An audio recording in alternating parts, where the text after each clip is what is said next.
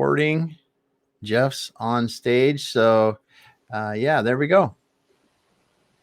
All right. Well, we are going to get started on LinkedIn here as well, and we will get rolling. So I want to check one thing quick. Boom. Here we go.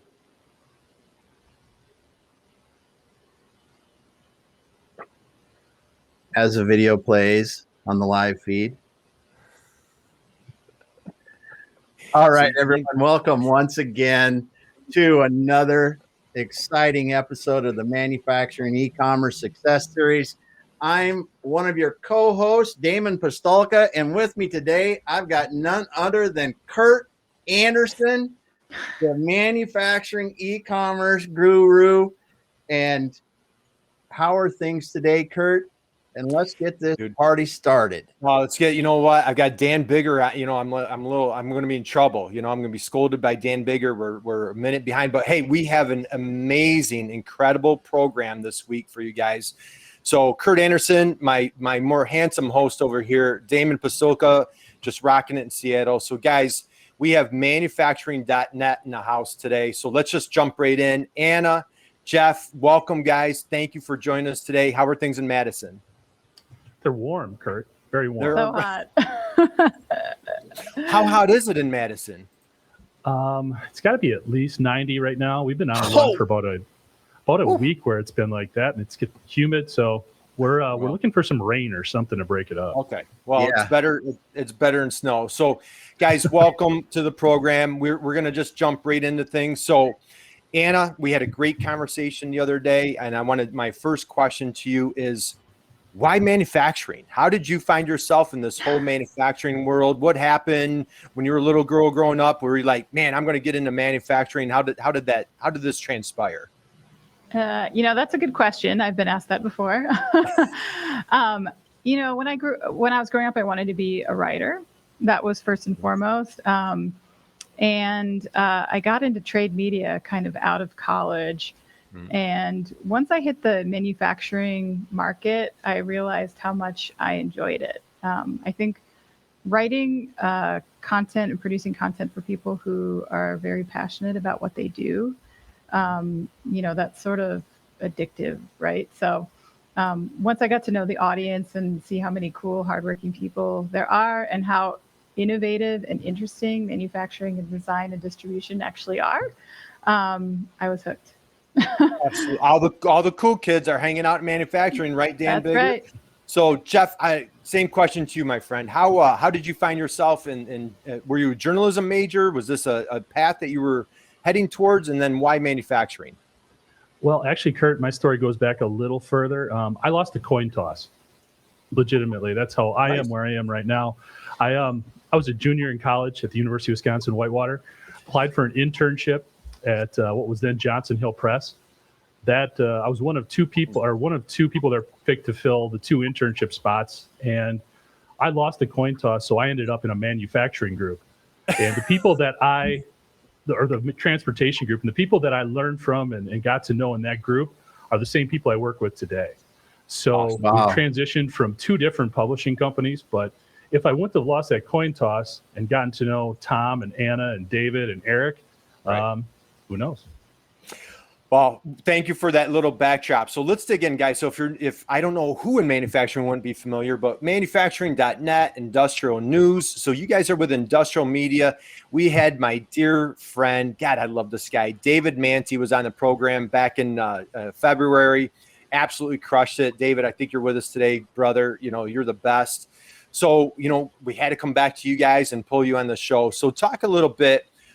Tell me, you guys, I don't know how deep you want to go, but you shared a great story on how industrial news came to fruition and manufacturing.net. We want to share a little bit, like, how did this party get started in your world? Yeah, so as I was saying, we were all initially at Cygnus working together on different brands. The opportunity came up. Rich Reif, who was the president at Cygnus, started to do his own thing, created Advantage Business Media, and he bought some brands there.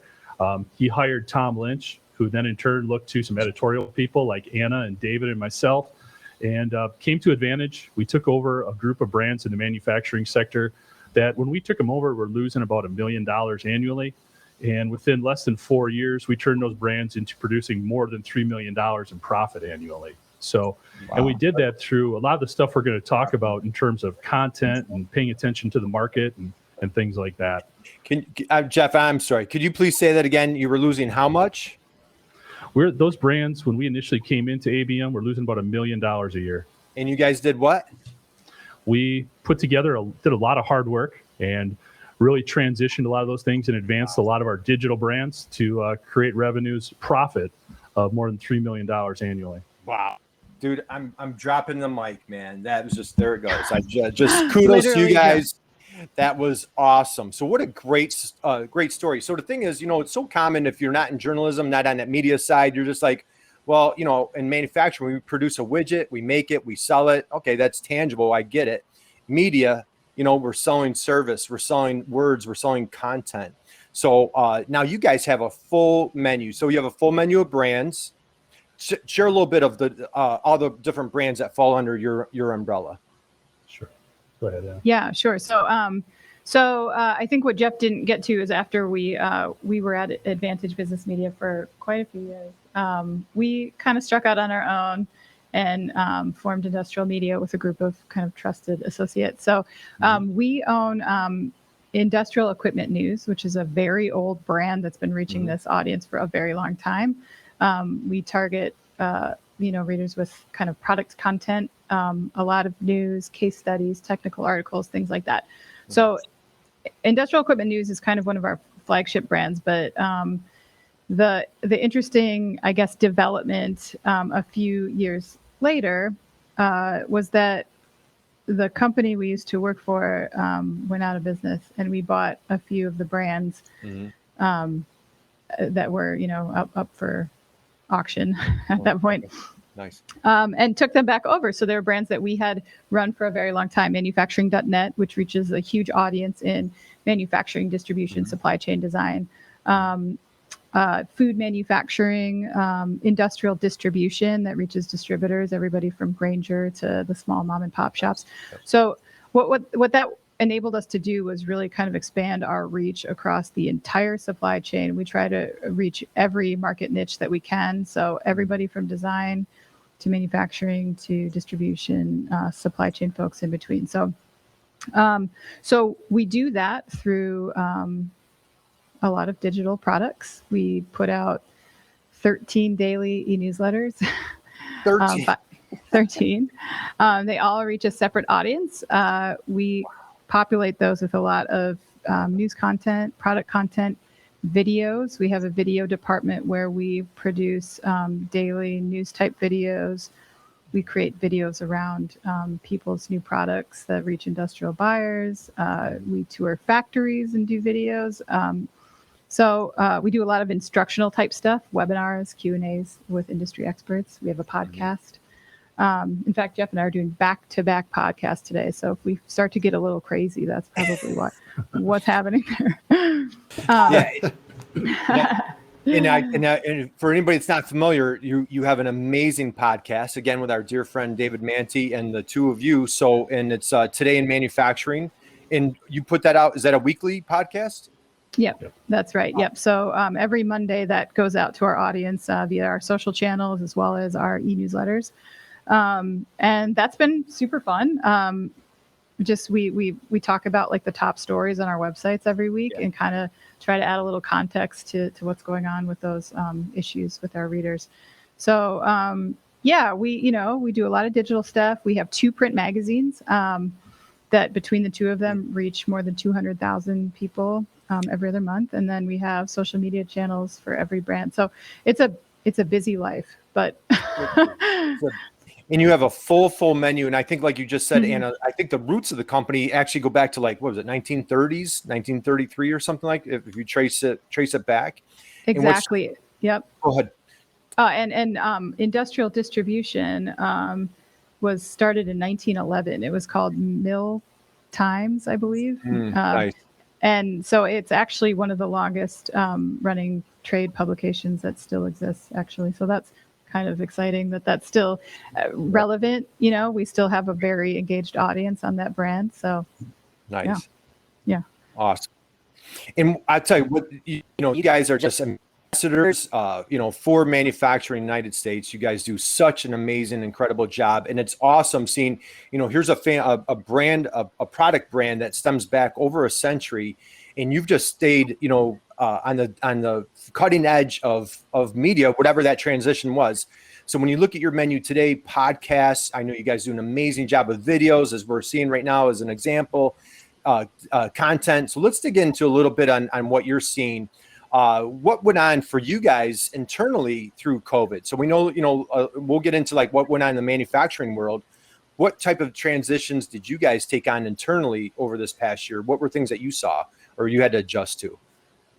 Well, I think the big thing for us, Curt, is when we were going from Cygnus to ABM, from ABM to industrial media, we really didn't do anything that differently. And the core of our business has always been listening to the reader. That's come from day one. It's always been, and it's a super simple concept, but it's also very easy to lose along the way. And right now it's a lot easier. Before we had to spend a lot of time on the road, getting out into facilities and factories and talking to people. Now we've got other ways we can do that in addition to getting out on the road. So I think during COVID, we did lose that ability for that face-to-face, but we were able to leverage a lot of other things in terms of social media, in terms of Zoom calls, and really the power of our brands that was established before everything happened, so that we could use those technologies to still stay in front of people. People still knew who we were. They didn't lose track of us, and we were able to adapt to whatever they needed and just listen to them. They'll tell you what they need. It's up to you then to apply that understanding, apply what you know about the marketplace from being involved in it, and be, in my case, fortunate enough to be associated with a lot of super talented people that can take that and create really dynamic products that keep people engaged and keep your brands in front of them. That's what we've been able to do. Yeah, and that's awesome, and it's so inspiring. So, and obviously, hopefully, we're getting on the other side of COVID. But what were some of the things that you saw front? You have a front row seat on really everything cutting edge. And guys, I dropped their website in the link. I think David's put the podcast in the chat box there. So you definitely want to follow and connect with these guys. So I love, like, on today's on your Today in Manufacturing podcast, you guys will have there was like a drone thing last week, right? You guys had like a little, what was it? Rogue drone hits human or something. So and you have to listen to the podcast. We're not going to tell you about it. So, but you guys are catching all these great headlines. You have the front row seat of everything. So now what was the take, or what did you see going on with manufacturers now that we're transitioning out of COVID? Yeah, do you want me to take that? Sure. Yeah, I think when we look at what, since we're talking about e-commerce here, right? Like we look at what our audience is doing. I think it's been well documented that there's a lot of businesses who are really ramping up their tech investments at this time. I hate to use the term new normal because we're all really probably tired of that phrase. But I mean, there's something to be said about the pandemic's ability to kind of galvanize these trends that many businesses were putting off till later. And what we're hearing now is that there's kind of no more kicking that can down the road. It's become pretty obvious when you look at the increase in e-commerce spending that, and buyers' insistence too, that they have no intention of going back to the old way of doing business, right? And that's really what the data is telling us. Yeah. So I think there's going to be less, in-person selling. There will be more online interactions, whether those are person to person, like on Zoom, or whether they're transactional in the traditional sense of buying goods and services on a supplier website. I think you have to call it the new normal because nobody's going back, Yeah, just kind of building on what Anna was saying. Every year we do kind of a purchasing intent survey of our readers. And we didn't do one last year because things were weird. It didn't make a lot of sense. We knew it was going to be off. But we look at 2019, online purchasing was the 6th most prominent choice in terms of when selecting a supplier. Okay. Number 1 was price, 2 is availability. Now, when we do that survey again this year, that's going to change. Yeah. Okay. Price and availability are obviously always going to be important, but that ability to online purchasing, because the paradigm has shifted, and I think it's especially shifted for a lot of small to mid-sized manufacturers. Yeah. I mean, according to NAM, you're looking at 75% of U.S. manufacturing plants have fewer than 20 employees. Yeah. Purchasing's a lot different when you got 20 people, 200 people, 2,000 people. I think a lot of that is going to become a little bit more universal with the growth of e-commerce and the way that it can be embedded into a lot of different things that impacts, enterprise visibility in terms of supply chain and asset management and all that. Absolutely. And so for all of us in this space, we're hoping people don't say, hey, COVID's behind us. Let's go back to how it used to be. There might be, some of those out there who are like, hey, we're going to go back to how it used to be. But Anna, what are you seeing as far as let's dig into content. You guys are a content creating machine. You guys are experts. You don't talk the talk, you walk the walk, and you're covering all sorts of different aspects, different industries, newsletters. Okay, so that's what you guys do. So for the widget maker, the person that's just cranking out, their operational excellence, they know how to make their part better than anybody. How do you help those folks, or what type of content are you seeing that will help those manufacturers turn things around? Mm-hmm. Sure. So obviously we produce a lot of our own content to reach our audience, but we also, as a service that our company provides, we produce content for other companies. You do? Nice. We do. So we have a lot of expertise in manufacturing design, distribution. So companies, I think, really have a need to help drive traffic to their very expensive and cutting edge websites that maybe people don't have a reason to go to unless they have a specific buying need at that moment. But there's a lot of companies out there that think, well, hey, how can I get these tire kickers, on the internet? How do I prospect via the internet? I think content is a really good way to do that. It's a good way to create a reason to establish a relationship with somebody in the vast, broad expanses of the internet where you have a ton of competition. People always, I think one piece of advice I would give to people who are trying to market industrial buyers is, I think a lot of people overthink it. There's a lot of people out there that are saying to B2B companies to act like B2C companies, right? Get out there, get your name out there, blast as much as you can via social media, hire a young person, give them your Twitter handle, whatever. I think there's something to be said for that, but we've tried everything as a media company, and I mean everything, right? To help kind of nurture our relationships with our audience. And some stuff works and some stuff doesn't. As far as a B2C strategy, I think you can waste a lot of time and a lot of money trying to win social media. But, at the core of it, you need to have strong content. You need to reach that audience in really more effective and targeted ways, versus just trying to amass some arbitrary number of Twitter followers or whatever it is that you're trying to do there.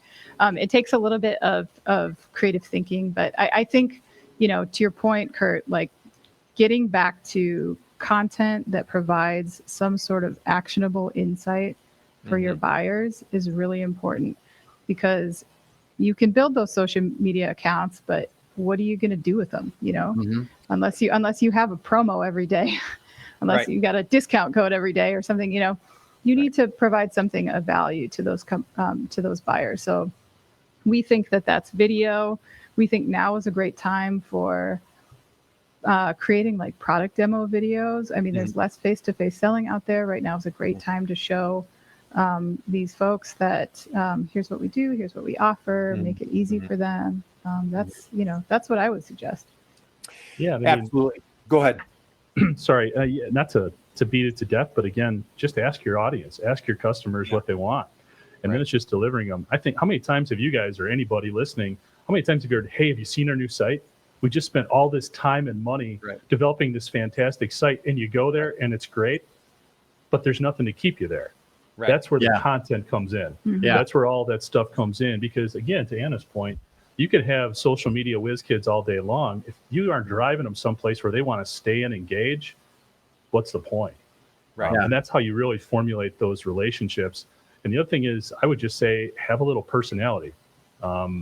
it doesn't have to be like sort of that, dragnet, just the facts, ma'am type of thing. Yeah. Mhm. Add a little personality, have some fun with it. I mean, engineers are people too, right? I mean, we've gone out on a limb with David. He does go a little too far once in a while. We have to reel him in, but to your point, that works too. So it comes down to just talk to your audience and then develop that strategy around that. And I think you'll be happy because you'll be a lot more cost effective in all those investments you make and all those outlets to try to get a hold of people.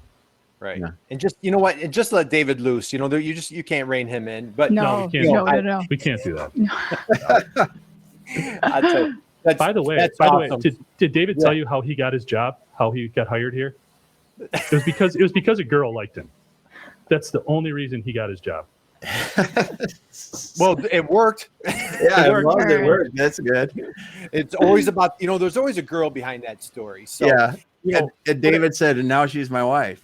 So and now she's that's true. Yep. She is. It all works.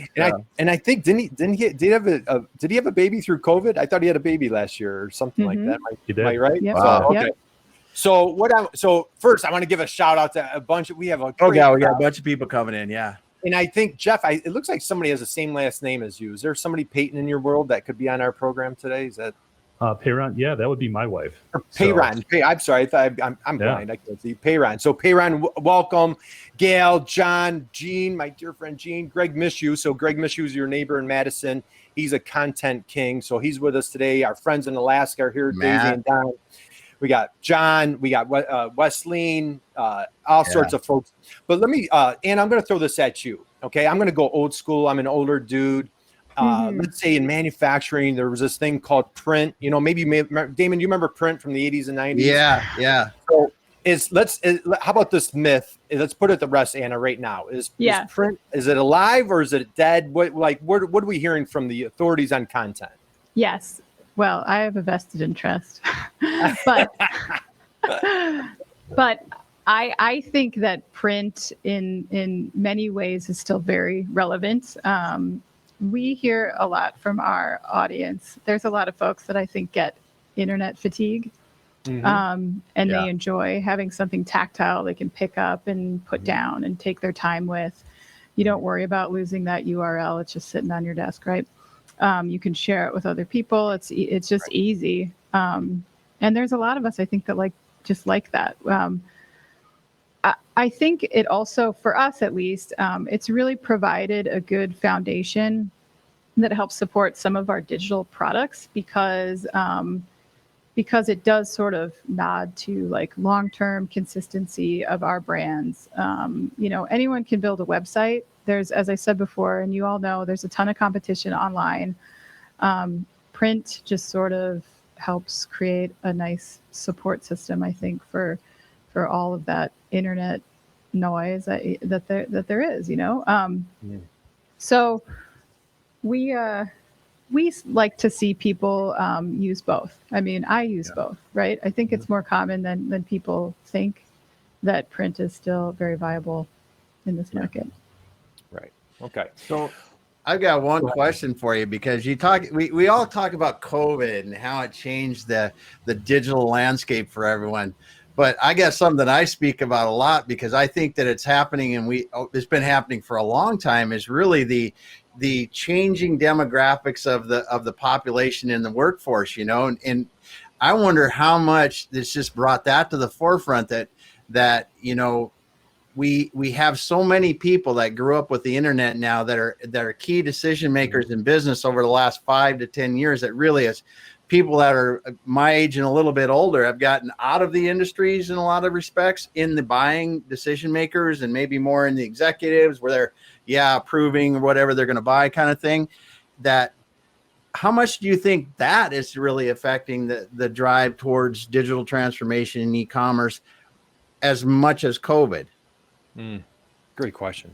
I think it's a combination of both. I mean, you can't lie. I mean, it just as there's a generational shift, there's a technological shift, and those things kind of go hand in hand. So I think a generation coming up that is more used to using those types of things, doing more on their phone than we're used to doing with a laptop computer.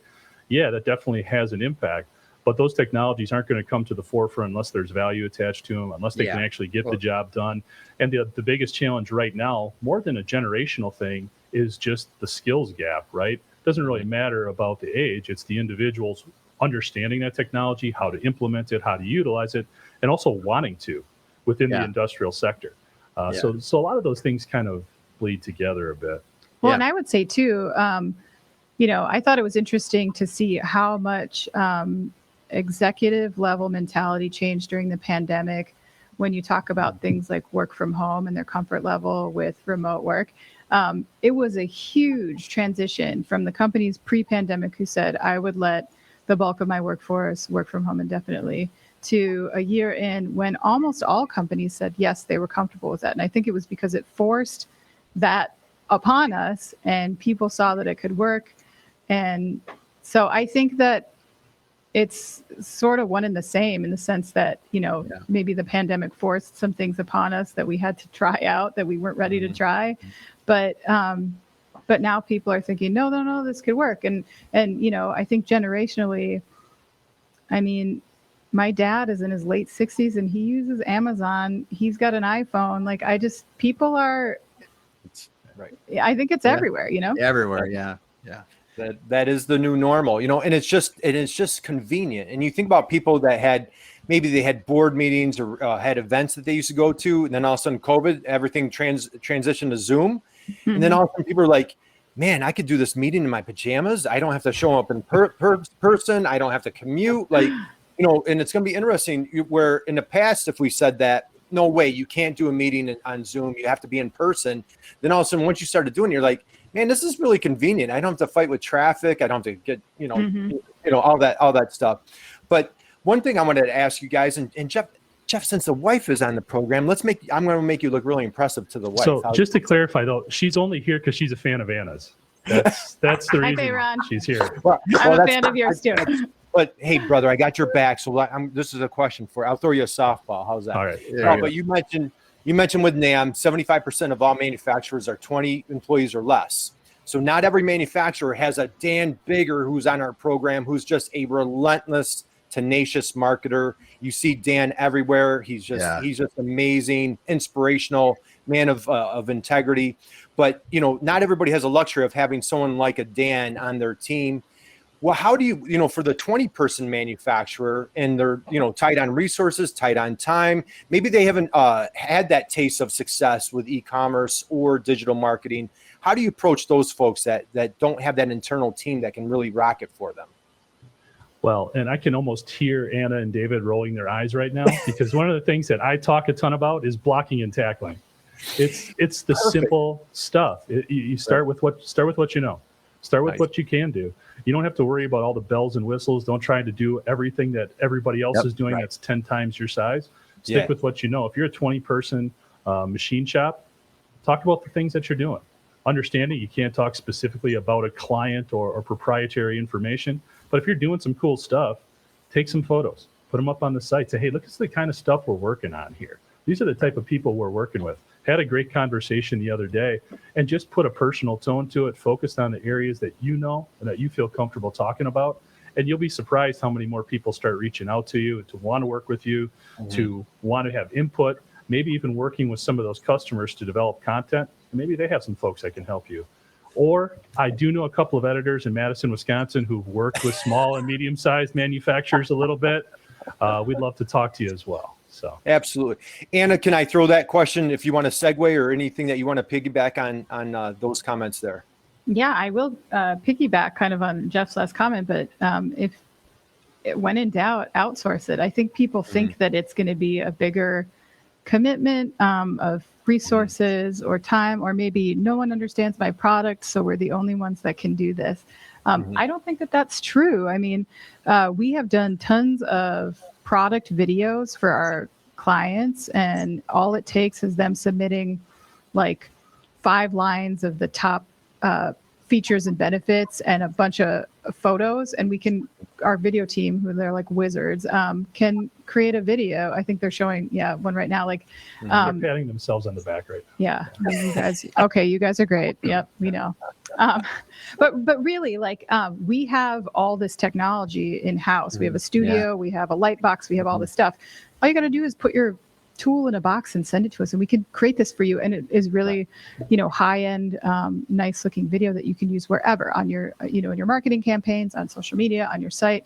As Jeff said, just, you got to take some of those steps forward to try to get something out there, because you have this really nice website and all these bells and whistles, and it sits there dormant. And I think nothing worse than a fresh, brand new social media account or a website is one that is not being updated. That does not make you look good. It's not a good look. Right. And so great question for you guys. If I'm following the chat box here, Dan Bigger asks, is Wisconsin the marketing capital of the world? Because apparently, Damon, everybody on our show is, Greg Mishu, Jen Alpha, Christina and Kevin, Lori Hybe. Yeah, Lori Hybe was on the program probably a month ago. He absolutely crushed it. So I think there's something going on in Wisconsin. It must be, I don't know, maybe the water, cheese. Erin, Erin, is always, she comes on our program. She's always talking about the cheese in Wisconsin. So guys, let's talk a little bit about social strategy. So like you're saying, whether that's small manufacturer, bigger manufacturer, how about from a social standpoint, what other tips and advice do you have if they're not going to go full blown content, they want to tip their toe into it?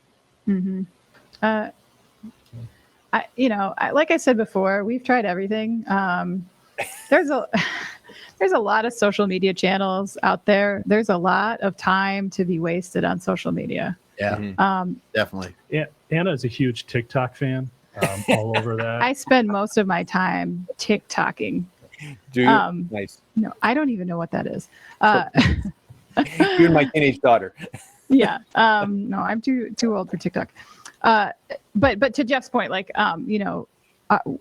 we know that a lot of people use Instagram, for example. Like, a lot of people use Instagram. Our readers do not use Instagram. So, there's no point in spending a bunch of time on there trying to harness an audience that is not really receptive to what you're doing.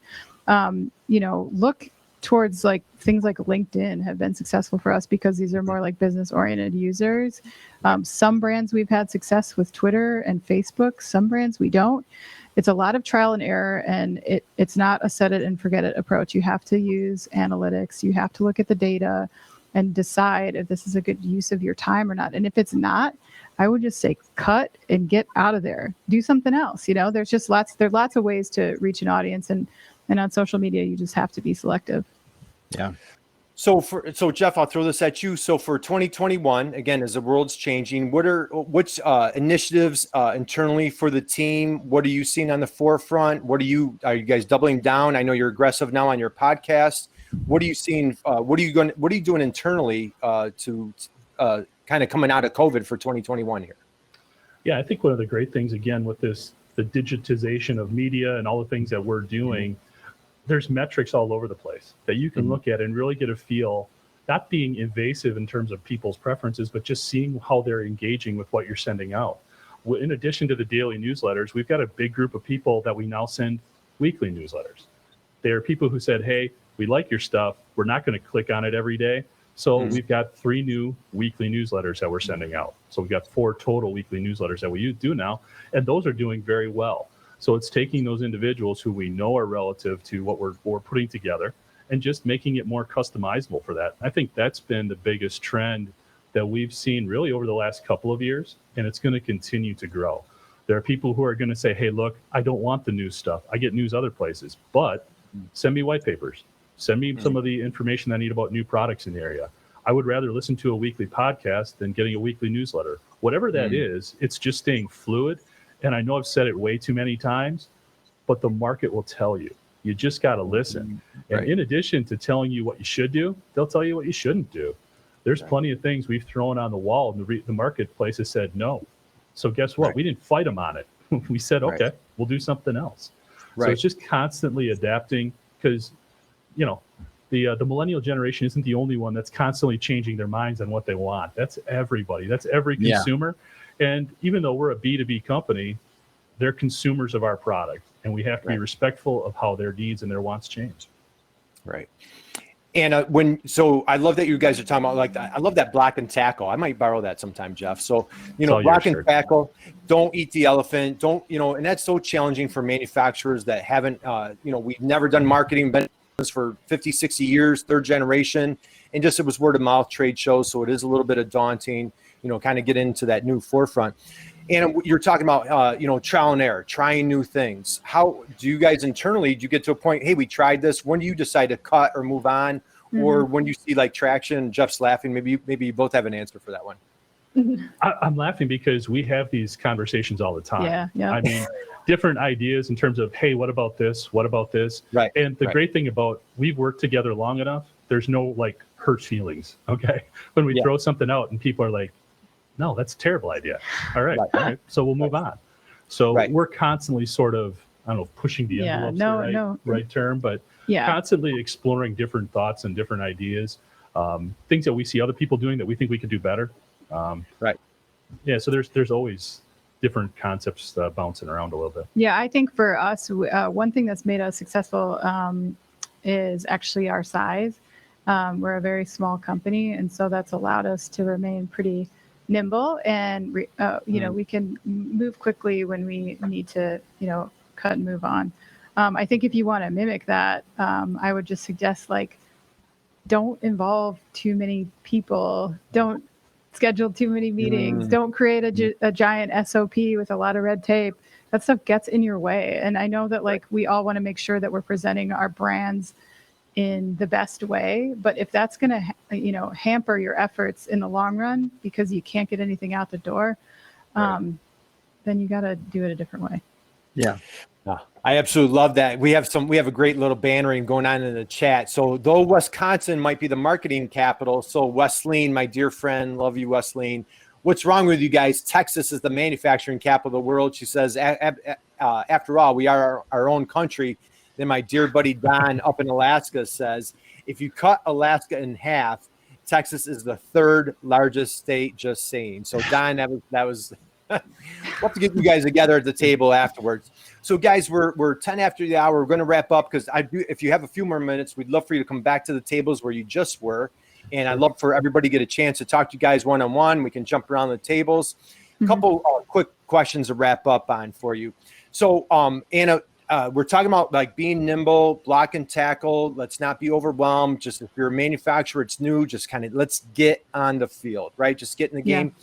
Anything that's been shocking, either whether internally or for your clients or for manufacturers, we're like, man, I didn't see that coming. This strategy really took off. Or when you guys are bouncing, throwing those ideas in the wall, anything that really stuck that you were surprised by that you guys can think of? Or I'll put that to either one of you. Well, for me, I thought that podcasts were not going to make it. I did. Really? Back when they first got off the ground, they kind of did this, and then people forgot about podcasts for a while. I think because media was just so intense and the internet was just booming, right?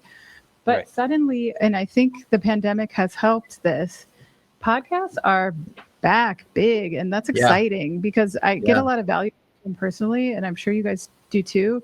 And so that's been fun to see. We've been in this business how long, and we just launched our podcast 6 months ago. So podcast, man, I'm seeing it. I'm seeing the future. So awesome. Jeff, how about you? Anything that any surprising strategies, tactics that work for you or for clients that you want to share? I think one of the things, so one of the hats I wear here too is I work a lot with our circulation and our database, our reader database. And it's just been interesting to see, especially during the pandemic, how those interests have become much more direct in terms of what people want. And as a result, we have been able to do different things and really put people into groups, not to, exclude, but more just to get them what they want. In terms of white papers, videos, whatever, they're just seems like those tastes and those interests are becoming much more defined. And I think that bleeds into print as well. We were talking about that before. Print is all about quality and I think and value. really. That's a big value proposition there. And I think a lot of publishers began to really look at print as a commodity item, just something else that they did. We look at it as value, period. It's not value added, it's value.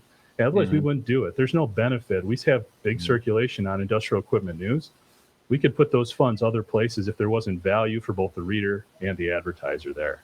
So I think the biggest thing I'm seeing right now, and it's not a surprise, but it's just the level that it continues to evolve in terms of those customized preferences in terms of what people want. Yeah. Awesome. So a couple last things we'll wrap up. So my dear friend Gail's on the program. You guys, you got to meet Gail. She's just absolutely amazing. But I know you have a lot of guest writers that come to your program. I've had the honor and privilege, a couple articles. Greg Mishu. We had Paul Kishy on our show a few weeks ago. I know he's written for you guys. If there's anybody out there who wants to contribute, how can they contribute to your periodicals? Basically, they can email any of us. I've been handling a lot of those right now on the contributed side. So if you want to just reach out at jeff@ien.com, yeah, we can definitely talk about it. Very awesome. Cool. Awesome. I dropped, put your manufacturing.net is in the chat box. Guys, my last question, we're going to close it out for the weekend. Every week we ask our guests, our dear friend Allison DeFord, who's a manufacturing marketing guru. She's Wonder Woman. She's just a rock star. She preaches to us. She's taught us. How do we help make our clients the hero of our story? So my last question to you guys, Anna and Jeff, how do you make your clients, your customers, your readers, the hero of your story? Well, stumped you, didn't I? It's a good That's one. from Allison, not from me. I'm not original enough for that one. So That's a good one. I think, again, it sounds like a broken record. You listen to them, right, and they'll tell you. Curt, the other thing is this. When we cover it, it's not about the byline. It's about the information that we can put out to help our readers do their job. One of the things that Rich Reif, who's the CEO of our company, has said since the first day I met him more than 15 years ago is, what keeps them up at night? What problems do they have? What are their critical issues? So for us, whether it's talking to our reader or our advertiser, in this case, the heroes of our industry, it's about solving those things that are their biggest problems. That's all we try to do, and that's what really drives our content strategy. And that's what we love and admire, what your mission is. The heroes of your story are the manufacturers of our country. So, you know, it is such an admirable cause that you guys are behind. Our hats off to you. You know, much love, respect. Just love what you guys do on a daily basis. David, you know, hearts out to you, brother. So guys, we're going to wrap up. I can't thank you both enough. I know how busy you are. Thank you for joining us today. Please reach out, follow, sign up for their newsletters. David, thank you. You've dropped LinkedIn profiles in the chat box for us. Go to manufacturing.net. So Damon, let's close this out, brother. All right. Well, thanks, Curt. Thanks to our guest today. It was so awesome to listen about this. And you know, I remember IEN before some people on here probably were born. You know, but it's awesome to talk to hear you talk about it. And it's really interesting as you look at the manufacturing industry overall, and that you're still relevant still relevant content going out, and how it's changing digitally as well. And just love to see it because it's exciting. So thanks so much, everyone. Thanks if you've been listening on LinkedIn. I know we saw Matt Goosey was on LinkedIn. He was commenting there, and then he's jumping on Remo. So love that too. But if you've been listening on LinkedIn, we're here every Friday, same time, 1:32 Eastern time. Get back here next week. We got another set of great guests that are going to be talking about manufacturing e-commerce. And we will go back to the tables now on Remo so we can talk there. Thanks, everyone. Sounds good. Thank you, guys. Thanks, guys. Happy Friday. Thanks, guys.